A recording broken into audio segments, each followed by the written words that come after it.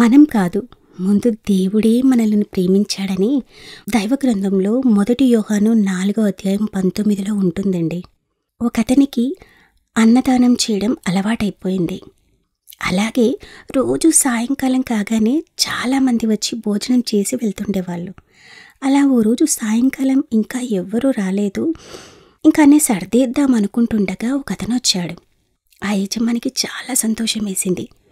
ఇక పని వాళ్ళకి చెప్పి, మీరు వెళ్ళండి, ఒక్కతనే కదా నేను పెడతానని పంపించేశాడు. తనకి భోజనం పెట్టి ముందు కూర్చొని మాట కలిపాడు. అలా మాట్లాడుతూ ఆ యజమాని అన్నాడు కదా, ఈ పని నాకు చాలా తృప్తినిస్తుందండి. ఎందుకంటే మనిషి ఆశకి అంతు లేదు, దేనికి కూడా తృప్తి కాడు. కానీ ఈ భోజనం అయిపోయాక తృప్తిగా తిని అమ్మో చాలండి అని అంటాడు చూడండి, ఆ మాట చాలు. ఈ గొప్పతనం నాది కాదండి, దేవునిది. ఆయన ఇస్తున్నాడు కాబట్టి నేను చేస్తున్నాను అన్నాడు. ఆ దేవుడు అనే మాట వినగానే అతను కోపముతో ఊగిపోతూ, దేవుని మాట మటుకు తీయకండి, ఆయన సరిగా లేకే కదా నేను ఇలా అడుక్కుంటున్నాను అంటూ తిట్టడం మొదలెట్టాడు. యజమానికి అర్థం కాలేదు, చాలా కోపం వచ్చింది. కానీ దేవుణ్ణి అలా తిట్టడం వింటుంటే తట్టుకోలేక, ముందిక్కడి నుంచి లేవు, నువ్వు చేసిన దానికి అనుభవిస్తున్నావని అని అనుకోక సమర్థించుకోవడం చూస్తున్నాను నిన్ను అంటూ దేవుని తిడతావంటూ వెళ్ళగొట్టేశాడు. అలా చాలా అలసిపోయి నిద్రలోకి జారుకునేసరికి దేవుడు ఎదురుగా నిలబడి ప్రత్యక్షంగా తనను చూస్తున్న అనుభవం కలిగింది తనకి. దేవుణ్ణి చూస్తూ మైమర్చిపోయాడు.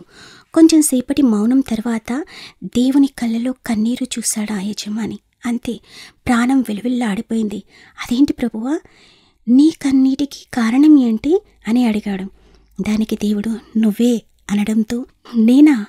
అదేంటి, నీ కోసం ప్రాణాలు ఇస్తాను, కానీ నిన్ను బాధపెట్టి నీ కన్నీళ్లకు కారణం అవటం ఏంటి తండ్రి అన్నాడు.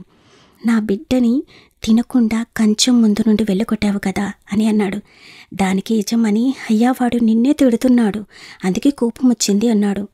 నీ దగ్గర నన్ను తిట్టడం ఏంటి, నన్ను రోజు డైరెక్ట్గానే తిడతాడు అన్న దేవుని మాటకి నిజంగా యజమాని కళ్ళలో నీళ్ళు చేయండి. ఎంత గొప్ప ప్రేమ మిత్రమా!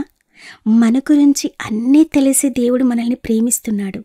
ఎవరైనా మన గురించి నిజాలు తెలిస్తే మాట్లాడరేమోని మనము దాచిపెడుతూ ఉంటాం. కానీ అన్నీ తెలిసి మనల్ని ప్రేమిస్తున్న దేవునికి మనం ఎంత సమయం కేటాయిస్తున్నామో మిత్రమా! ఎవరైనా 2-3 మాట్లాడుతూ కూర్చున్నారంటే ఒకరు మాట్లాడాక ఇంకొకరు మాట్లాడుతూ ఉంటారు. కానీ దేవుని దగ్గర మటుకు మనం అన్నీ చెప్పేసి అలా వెళ్ళిపోతూ ఉంటాం.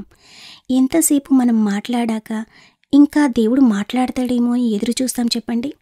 ఒక్కసారి సమయం ఇచ్చి చూడు నేస్తం, ప్రయత్నించి చూడు, దేవుడు తప్పకుండా నీతో మాట్లాడతాడు.